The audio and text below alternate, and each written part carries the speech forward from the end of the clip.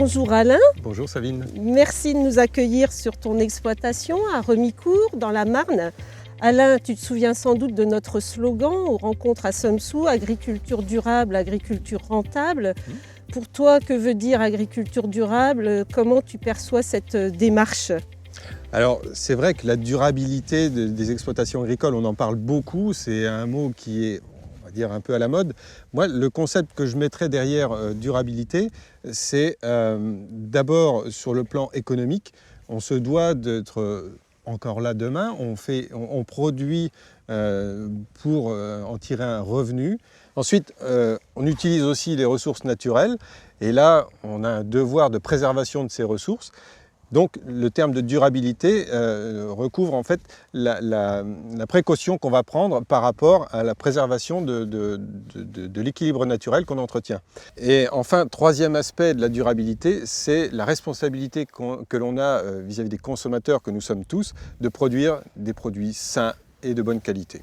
Quels enseignements as-tu tiré de ce diagnostic que le technico-commercial t'a restitué en 2016? Alors, j'ai été étonné de voir que j'étais plutôt bon sur certains aspects par rapport au panel des adhérents interrogés. Trois aspects majeurs. Le premier, les analyses de sol.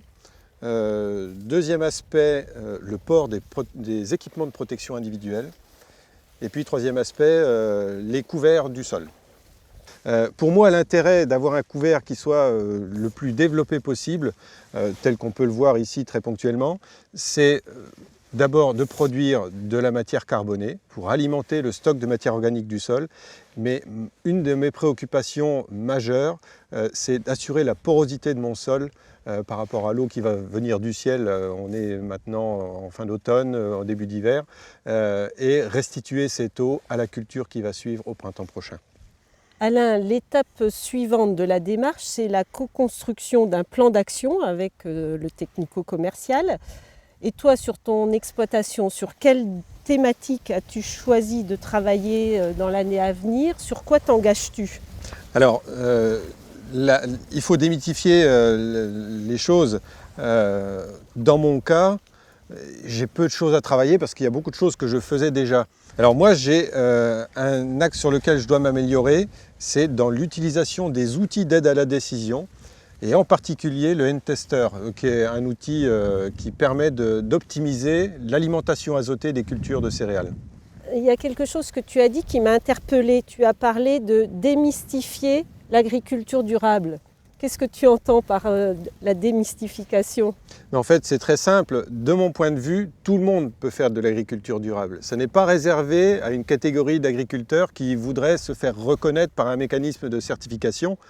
Tout le monde peut avoir des pratiques qui soient qualifiées de durables. Donc c'est simplement introduire des couverts dans sa rotation, avoir des pratiques respectueuses de l'environnement quant à sa fertilisation, recourir à des analyses de sol, utiliser des outils d'aide à la décision, et puis mettre en œuvre tout un tas de pratiques qui permettent d'optimiser et le revenu et l'utilisation des ressources qu'on en fait.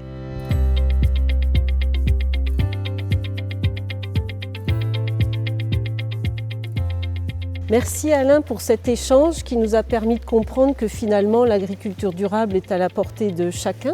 Si tu avais un dernier mot à nous faire partager sur cette démarche, que dirais-tu?